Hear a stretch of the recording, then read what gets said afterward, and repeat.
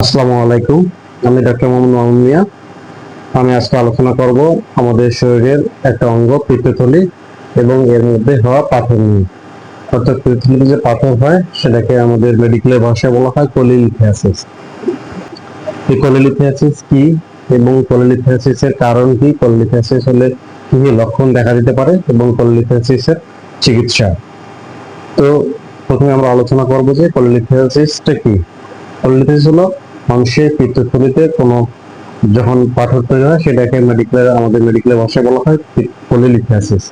তো পিত্তথলিটা মানুষের শরীরে কোথায় থাকে? পিত্তথলিটা হলো মানুষের যকৃতের লিভার, অর্থাৎ লিভারের নিচে একটা গ্লোবিউলার একটা অঙ্গ, সেটাকে বলা হয় পিত্তথলি।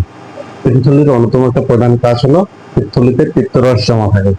এই পিত্তরসটা লিভারে তৈরি হয়, পিত্তথলিতে এসে জমা হয়। পিত্তথলিতে জমা হওয়ার পরে এখান থেকে অনেক জলীয় উপাদান শোষিত হয়, পিত্তরসটা কনসেন্ট্রেট হয়ে যায়। তো এই কনসেন্ট্রেটেড পিত্তরসের একমাত্র প্রধান কাজ হলো চর্বি এবং তেল জাতীয় খাবারগুলোকে হজম করা। তো আমাদের শরীরে যখন আমরা চর্বি জাতীয় এবং তেল জাতীয় খাবারগুলো খাই তখন সেখান থেকে পিত্তরস খাদ্যনালীতে আসে এবং গৃহীত খাদ্যটাকে হজম করে। তো এখন আপনারা বলতে পারেন যে কি কারণে তাহলে পিত্তথলিতে পাথর হচ্ছে?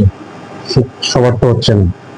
তো পিত্তথলিতে পাথর অনেক কারণেই হয়, যেটা অনেকগুলো আননোন কারণ থাকে, আবার অনেকগুলো নোন কারণ থাকে। তার মধ্যে দেখা যায় যে অনেক সময় পিত্তটা বেশি কনসেন্ট্রেট হয়ে গেলে ওখানে আস্তে আস্তে সেডিমেন্টেশন পড়ে। অর্থাৎ আপনি যখন একটা পানিতে বালু মিশায় জমা রাখবেন তখন নিচের দিকে বালুটা জমা হবে। এভাবে দেখা যায় বেশি জল জমিতে একসময় বালুটা শক্ত হয়ে যেতে পারে, পাথর তৈরি করতে পারে। ঠিক তেমনি মানুষের পিত্তরসের মধ্যে অনেক লবণ থাকে, অনেক অ্যাসিড থাকে, সবগুলো মিলে একটা সেডিমেন্টেশন তৈরি হয় বা তলানি তৈরি হয়। তলানিটা আস্তে আস্তে ঘনীভূত হয়ে পাথর তৈরি করতে পারে।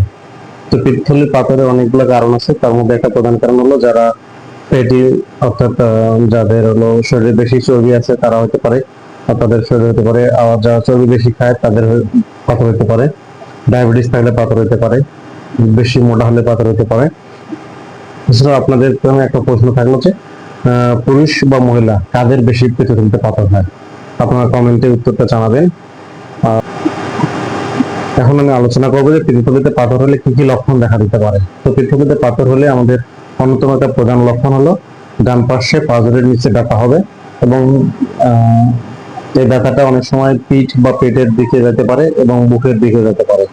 এছাড়া অনেক সময় ডান কাঁধেও আসতে পারে। আর একটা লক্ষণ হলো যে বমি বমি ভাব থাকতে পারে বা বমি হতে পারে।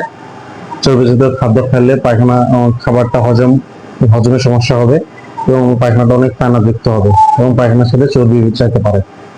তো এই লক্ষণগুলো যদি আপনারা পান এবং বুকের ডান পাশে ব্যথা হয় তাহলে মনে করতে পারেন যে পাথর হতে পারে।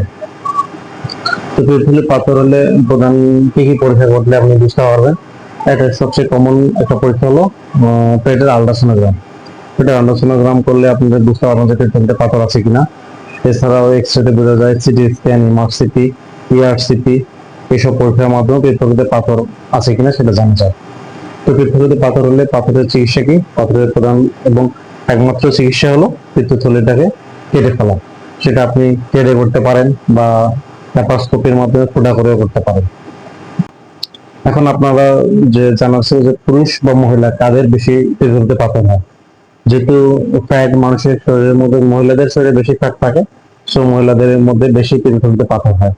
এবং কোন কোন মহিলাদের বেশি পাথর হবে সেটা আপনার জানার জন্য 4A, অর্থাৎ 4টা এ যেসব মহিলার মধ্যে আছে তাদের ক্ষেত্রে পাথর হবে। একমাত্র 1 নম্বরে হলো পেটি, অর্থাৎ যারা অনেক বেশি মোটা তাদের ক্ষেত্রে হতে পারে। 2 নম্বরে হলো 40, অর্থাৎ 40 বছর পরবর্তীতে মহিলাদের বেশি পাথর হয়।